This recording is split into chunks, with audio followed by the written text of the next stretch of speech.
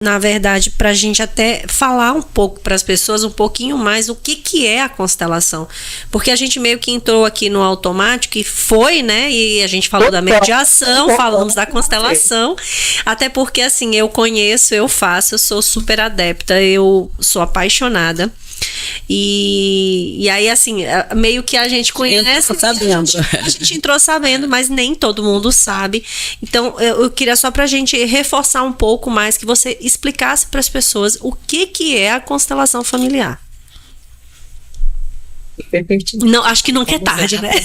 Não é pertinente, vamos um pouco de... Porque se trazer também só a teoria fica tão, às vezes, sem graça, mas acho que agora nós já temos mais curiosidade das pessoas, né? Que negócio é esse? E agora vão até prestar atenção. Verdade. Constelação familiar é uma técnica terapêutica desenvolvida por um alemão, Bert Hellinger, já falecido. Então, o Bert, ele foi um missionário, um filósofo, um psicanalista, um estudioso, ele foi um monte de coisas. E ele fala o quê? Ele fala que ele não descobriu a constelação. Bert, ele fala que ele viu a constelação. Por que ele fala que ele viu a constelação? Ele fala que ele juntou, né, diversos conhecimentos de Virginia Satir com as esculturas familiares, de Jung com o consciente coletivo. Então, ele foi juntando isso tudo e percebeu que existe um inconsciente coletivo que atua ali nas famílias. E as dinâmicas familiares todos os conflitos, elas partem do nosso sistema familiar de origem. Então, a gente tem o nosso sistema de origem, que, no meu caso, eu, meus pais, meus irmãos, né, e tem os sistemas para trás, os meus familiares, avós, bisavós, e eu tenho um sistema novo hoje, eu, meus filhos e meu marido. Então, o Bert, ele percebeu, ele observou, né, ao longo da vida dele, que quando existe algum conflito nesse sistema familiar, alguma coisa que está em desordem, depois eu vou falar o que é essa ordem, essa desordem, o olhar de Bert. Quando existe algo que está em desordem, isso gera um emaranhado, e aí ele fala que aquilo quer ser visto para ter um lugar, e então desemaranhar e a vida fluir. Porque o Bert, para ele fala que a gente é feito para ser longevo, né? Então, e saudável. Então, para a gente viver muitos anos de forma saudável. Se alguma coisa no meio do caminho faz com que isso não aconteça, tem algo obstruindo e precisa ser olhado.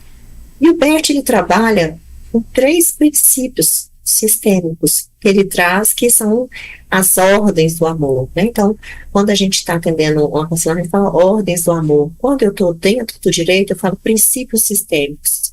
A gente vai mudando a nomenclatura para adaptar, mas o Bert traz isso como leis do amor. Então, ele traz que essas 3 leis estando em ordem, a vida flui. Quais são essas ordens, né? As 3 leis do amor.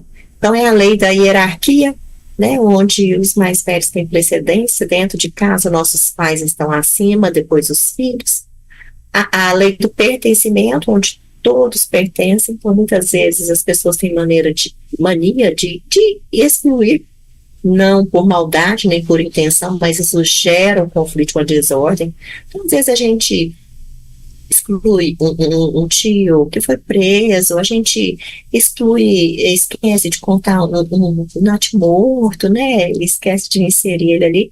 E o equilíbrio, a lei do equilíbrio entre o dar e o receber.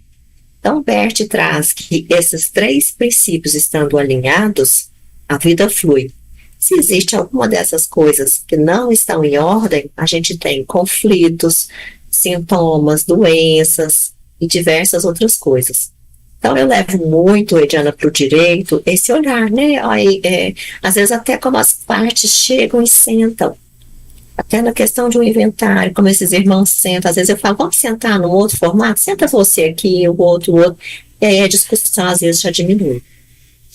Então, na hora de conversar com o casal, eu explico muito a questão da hierarquia, né? Não tem que explicar, por exemplo, para os filhos por que eles estão divorciando. Isso é coisa de gente grande.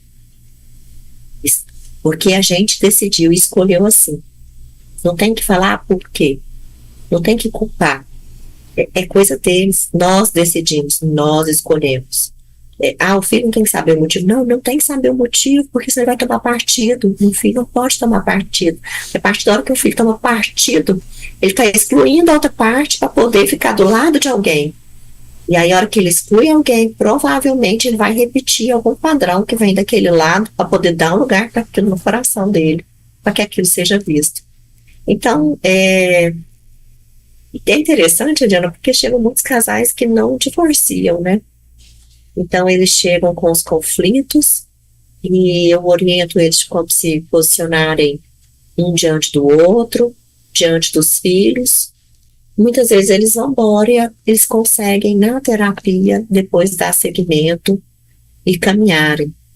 Porque é isso, é essa orientação de postura sistêmica, do que falar, do que não falar, de assumir a responsabilidade, né? No relacionamento, existe, gente, existe, assim, eu falo que é 50-50, não é 50-50 tão certinho. Até em casos de violência doméstica existe responsabilidade. Qual que seria a responsabilidade dessa mulher no caso de violência doméstica? Ela escolheu aquele parceiro. Por algum motivo ela escolheu aquele parceiro para ser o par dela. Essa é a responsabilidade dela. E, né, aí fica a carga da outra parte, a responsabilidade da violência, mas nós também temos a nossa responsabilidade. Nós escolhemos essa pessoa. Então, se a gente entende que nós não somos sempre, nós não somos vítimas, não existe vítima e algoz, existem pessoas responsáveis.